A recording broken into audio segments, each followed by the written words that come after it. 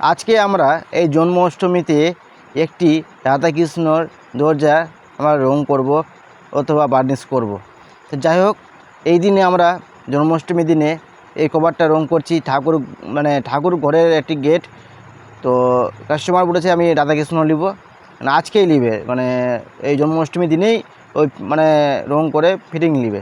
তো যাই হোক, তারা আমরা রং করলাম, ফিটিং করার জন্য রং করতে রং করব। আমরা ফিনিশিং করা ছিল আগে থেকে, ঘষা কমপ্লিট করা ছিল। তো যাই হোক, আমরা এই রাধাকৃষ্ণর গেটটিতে বা কাঠের ডোর বা গেট যাকে বলা হয়, এই আকাশমণি কাঠ দিয়ে করেছিলাম। তো এই আমি রংটা করছি। তো প্রথমে আমি এই সাইডগুলো মেরে দিলাম, এই কারণেই সাইডগুলো মারতে পর থেকে অসুবিধা হয়, উপরে সাইডে লেগে যায়, তাই জন্য প্রথমে গর্তটা মেরে দিলাম। আর আপনারা এই হাতে রং করতে গেলে অবশ্যই আপনাদেরকে লক্ষ্য রাখতে হবে কি, হাতে গ্লাভসটা পরে রংটা করাটা অনেক ভালো। কেন গ্লাভসটা পরলে হাতে যেটা ক্ষতি হয় না, অথবা থিনারটা যেটা আমরা ইউজ করি সেটা নষ্ট হয় না। আর আপনারা ভালো মতনই জানেন হাতে করতে গেলে কতটা কষ্টকর, ছুটাতে থিনার লাগে আর অনেক সমস্যা হয়। আর তার মধ্যে এইটি আপনারা যেটা আমরা রং করছি, এটা হচ্ছে সিলার মারছি, মেশিনের রং হাতে মারি, প্রথম কোট মারলাম, এই কারণে এটাকে আমরা আবার ফিনিশিং করব। ফিনিশিং করার পরে আবার এর মধ্যে মেশিনের রং মারবো। তা আপনারা দেখুন, আমরা এই কালারটা যে ম্যাচিং করেছি, আমরা দেখুন এইখানে একটু ম্যাচিং করতে হয় কালারটা। আপনারা জানেন অবশ্যই, এই ম্যাচিংটা না করলে কাঠের কালারটা ভালো লাগে না।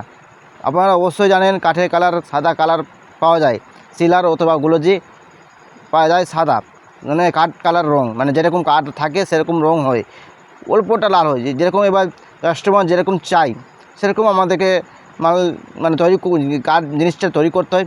এই রাধাকৃষ্ণ কভারটি আমরা এই ফিনিশিং করছি, রং করছি।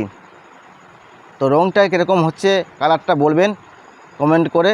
আর আপনারা যদি জানতে চান আমরা এই রংটা কীভাবে ম্যাচিং করি, কত গ্রাম সিলার নিলে কত গ্রাম হার্ডনার লাগবে, কতটা স্টিনার লাগবে, কতটা কীরকম কী কালার লাগবে, একটু যে জানার ইচ্ছা থাকে বা আপনাদের যে জানা থাকে, তাহলে অবশ্যই কমেন্ট করবেন।